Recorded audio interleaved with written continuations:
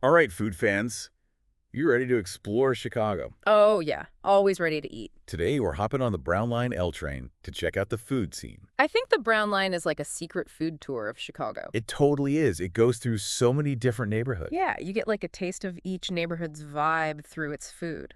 So we've got a couple of sources for this deep dive. Let's hear it. First up, all the CTA info on the Brown Line, like the routes and schedules. Gotta know when the trains are running. And those real-time alerts, too. Those are clutch. Those have saved me from some serious hangar meltdowns. Definitely. Our other source is all about the restaurants along the Brown Line. Ooh, sounds delicious. It is. Classic Chicago spots, hidden gems, you name it. By the end of this, we'll be Brown Line foodie experts. Ready to navigate the city and eat all the things. Let's do. Okay, so first, Brown Line 101. Back to basics. It runs daily from Kimball all the way to downtown the Loop. Nice and easy. But here's a little quirk about the CTA map. Ah, there's always a quirk. It shows the order of the stations, not their actual geography. Ah, yeah. That can be confusing for visitors. Definitely. So helpful for planning your route, but don't try to picture it like spatially or you'll get turned around. It's like a puzzle. Now for the train schedule. Weekdays and Saturdays, Kimball to the Loop. It's 4 a.m. to 1:30 a.m. Early birds and night owls covered. Coming back from the Loop to Kimball, it's 4:4 a.m. to 2:10 a.m. Gotcha. Sundays and holidays, the trains run a bit less frequently, but still pretty good service. So you can still hop between neighborhoods. Definitely. Just keep in mind it starts a little later and ends a little earlier. Right, right.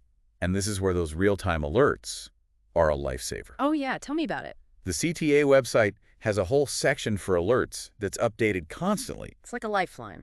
It'll tell you about planned workstation bypasses, even elevator outages. So you're not stuck wondering what's going on. Exactly. It takes all the guesswork out of your commute and gets you to that delicious food faster. And prevents those will I ever eat moments. All right, enough with the train talk. Let's get to the food. Finally. My stomach's rumbling. Our restaurant source is like a treasure map of deliciousness, and I am ready to dig in. Let's unearth those culinary gems. To make it easier to visualize, we'll break it down by neighborhood, starting with spots near the Loop. The heart of downtown. First up, we got to talk about a Chicago classic, Portillo's hot dogs. Ah, a Chicago institution? It's not fancy, but it's iconic for a reason. I mean, you can't talk Chicago food without mentioning hot dogs. And Portillo's is a true taste of Chicago history. For me, it's all about that Chicago-style hot dog. Loaded with all the toppings. Mustard, relish, onions, tomatoes, a pickle spear sport peppers, and a dash of celery salt. All nestled in a poppy seed bun. It's a ritual, a must-have experience. Now, if you're looking for something a little more adventurous and maybe a splurge meal, the Purple Pig is calling your name. Ooh, the Purple Pig, that place is so cool. It's Mediterranean-inspired with dishes that will make you say, wait, what? In the best way possible. Yeah, they're not afraid to push boundaries with their menu. Remember the first time I tried pig ear there? I was hesitant at first. Me too, but it was surprisingly delicious. Totally changed my perspective on food. And their bone marrow, don't even get me started. Forget about it, it's divine. So we got classic Chicago, and we've got adventurous eats all right near the Loop. A great start to our food journey. Now let's hop on the Brown Line and head to Lincoln Park. This neighborhood is known for its beautiful park, its upscale vibe. And some seriously good food. Lincoln Park really shows how Chicago has evolved over time. You're right, it was once more industrial. Now it's known for elegance and fine dining. A real mix of old and new. Two spots really stand out here. Boca, which is Michelin-starred, and all about that modern seasonal fine dining experience. Definitely need a reservation for that one. But it's worth it for a special occasion. Absolutely. And then there's Pequot's Pizza, a Chicago deep dish legend. Ooh, the caramelized crust. People rave about it. It's a bit more casual. Though you might have to wait for a table. True, but so worth it. Pequot's is a perfect example of how Chicago does comfort food. It's not just pizza, it's an experience. Next stop, Lakeview. This neighborhood has a younger, more eclectic vibe. And speaking of eclectic, you've got to check out the Chicago Diner. Isn't that a vegan place? It is a vegan haven that might just convert even the most die-hard meat eaters. Really? I'm intrigued. Don't let the vegan label fool you, their junk food platter. And mac and cheese are surprisingly delicious. Wow, I never thought vegan food could sound so tempting. It's a testament to Chicago's culinary scene that even vegan comfort food is taken to the next level. All right, now I'm really hungry. Let's keep moving. Okay, next up, Logan Square, a neighborhood that's been buzzing with creative energy lately. Ooh, I love Logan Square. It's got such a cool vibe. This is one of my personal favorite neighborhoods for food. You got Semitas Puebla, which serves up authentic Mexican food that's a total flavor explosion. I've heard great things about that place. Their semitas, those are Mexican sandwiches on this amazing sesame seed bread or something else. What makes them so special? The bread, the fillings, the flavors, it's a sensory overload in the best way possible. And they're super affordable, which is always a bonus. Affordable and delicious. What more could you ask for? And for a farm-to-table experience, you can't beat Lula Cafe. Lula Cafe. Oh, yeah, that's a classic. It's a local favorite, especially for brunch. Their seasonal dishes and unique cocktails are highly recommended. I've heard they have a really cool patio, too. And just a few blocks away from Lula Cafe, you'll find Mott Saint. Mott Saint, what's that one all about? This Asian fusion hotspot is known for its mouth-watering short rib, fried rice, fluffy bao buns, and expertly crafted cocktails. Sounds like a great spot for a night out. Seriously, Logan Square is a foodie paradise, and the Brown Line drops you right in the middle of it all. It's like a choose-your-own-adventure for your taste buds. Exactly. Want casual vibes. Semitas Puebla, for sure. Looking for a trendy brunch spot. Lula Cafe it is. Feeling fancy. Boca's the place to be. And of course, you can't go wrong with a Chicago classic like Portillo's. So many delicious options. I'm ready to eat my way through the entire Brown Line. Me too. But before we get too carried away and our stomachs start growling even louder, let's talk about navigating the Brown Line like a pro. Okay, let's get practical. Our trusty Railty Brown PDF has all the details. Hit me with those insider tips. First up, accessibility.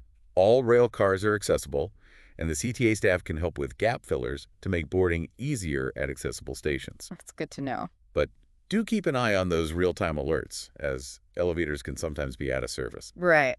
Gotta stay informed. Now, for those of you who like to explore on two wheels, you can bring your bike on the train, up to 2 bikes per rail car. Oh, that's handy. But no bikes during weekday rush hour? We don't want to cause a bike traffic jam. Makes sense. Speaking of being mindful on the train, let's talk rider etiquette. Priority seating is designated for seniors and people with disabilities, so be mindful and offer your seat if needed. Always be respectful of your fellow riders. And pay attention to those destination signs. Some trains don't go the full route, and you don't want to end up miles away from your intended food haven. Care that? Okay, we've covered the Brown Line basics, some must-try restaurants, and even a little bit about how to ride the L like a local. We're off to a great start. But we're just getting started. We've got more neighborhoods to explore, more food to devour, and more tips to share. Can't wait. I'm ready for round 2 of our Brown Line food adventure. Stay tuned. All right, I'm ready for more. Back for more Brown Line adventures. You bet I'm ready to roll. You know what's really cool about the Brown Line? What's that? It's like a journey through time. I like that. As you travel from one neighborhood to the next, you see layers of Chicago's history. You know, you're right. Reflected in the architecture, the businesses, the people. I hadn't thought about it like that before. It's fascinating. So let's jump back into our restaurant's source. Okay, where'd we leave off? We left off in the West Loop, home to the ever-so-trendy Girl and the Goat. Girl and the Goat? Have you been there? Oh, yeah, it's a hot spot. It is, but it's more than just hype. Definitely. Chef Stephanie Izard is incredibly talented. Her dishes are so creative. So playful. That roasted pig face? I'm still thinking about it. I know, right? It's not every day you see that on a menu, It's not your average dish. but that's part of the appeal. It's about pushing boundaries, challenging expectations. And you know what? What? The West Loop itself is a perfect example of that. How so? It used to be a gritty industrial area. All meat packing plants and warehouses? Now it's this chic culinary destination. It's constantly reinventing itself. And the Brown Line takes you right through the heart of it all. Love that. Okay, so we've got the West Loop. But there's so much more to explore. And let's not forget about our trusty Railtree Brown PDF. Right. We talked about accessibility bikes on trains, rider etiquette. What else is there? But there's one more thing we need to cover. Okay. The actual train schedule. Ooh, the nitty-gritty. I know. Timetables aren't the most exciting thing. But trust me, They can be super helpful. especially if you're planning a multi-stop food adventure. You don't want to miss your reservation. The good news is the Brown Line runs pretty frequently. So you won't be stuck waiting forever. But having a general sense of the schedule can help you maximize your time. Especially if you've got your heart set on certain restaurants. During peak hours. Makes sense. And remember, this timetable is just a guide. Always double check. Always check those real-time alerts for any last-minute changes. Right. The CTA app is your best friend when it comes to navigating the L. It's a must-have. Okay, so let's say you're starting your day at Kimball, The end of the line. and it's a Sunday. Okay. The first train downtown leaves at 5 a.m., Early bird gets the worm. and then they run about every 15 minutes until things pick up mid-morning. Gotcha. Coming back from downtown, it's a similar story. Okay. First train out leaves around 5:40 a.m., and then they get more frequent as the day goes on. So you can pretty much hop on and off whenever you please. Exactly. It's all about flexibility. Going with the flow? Speaking of going with the flow, Yeah. let's talk about something I think is really special about the Brown Line. Okay. It's not just about the food or the convenience. It's about the people. You got it. Ah, yes, the people. The heart and soul of any city. And the Brown Line with its diverse ridership. It's like a microcosm of Chicago itself. I love that. You've got students heading to class, Families going to the park, chorus snapping photos. all sharing this communal experience. It's like this moving tapestry of life. All these different stories unfolding. And sometimes those stories intersect. You strike up a conversation with a stranger. You get a glimpse into someone's life. It enriches your whole experience. I've had some of my most memorable Chicago moments on the L. Me too. Once I met this older woman who had lived in the city her entire life. She told me all these stories about how the neighborhoods had changed, how the Brown Line had connected her to so many different parts of the city. Like a living history lesson. Exactly. That's the magic of public transportation. It's not just about getting from point A to point B. It's about connection. Community shared experience. Couldn't have said it better myself. So as you're planning your Brown Line food adventure, Don't just focus on the restaurants. take some time to observe the people around you. Listen to their conversations, notice their expressions. You might be surprised by what you discover, It's all about being present. soaking in the atmosphere. I like that. Okay, we've covered a lot of ground. Train schedules, rider etiquette, the importance of people watching. But there's one more thing I want to touch on before we move on. What's that? Safety. Oh, yes, of course. I know Chicago has a reputation. But honestly, I've always felt safe on the Brown Line. Me too. But it's always smart to be aware of your surroundings. Especially if you're traveling late at night. Absolutely, common sense goes a long way. Don't flash your valuables. Yeah. Be mindful of who's around you. And if you ever feel uncomfortable, Trust your gut. move to a different car or wait for the next train. The CTA also has a text-to-tip line Oh, that's good to know. where you can report any suspicious activity or safety concerns. Right. And don't hesitate to ask a CTA employee for help if you need it. They're there to assist you. Okay, so we've talked about safety. But let's end on a more positive note. I like that. What are some of your favorite things about the Brown Line experience? That's a tough one. There are so many things to love. I think for me, it's the sense of discovery. Every time I ride the Brown Line, I feel like I'm seeing something new. Learning something new, experiencing something new. I totally agree. It's like this constant unfolding of possibilities. And you know what I love? What's that? The views. Especially as you're hitting downtown. You get these amazing glimpses of the city skyline. Oh yes, the skyline views are breathtaking. And there's something so special about seeing those iconic buildings from a different perspective. From the elevated tracks of the L. It's a reminder that you're in the heart of it all. Experiencing Chicago in a way that most people don't get to.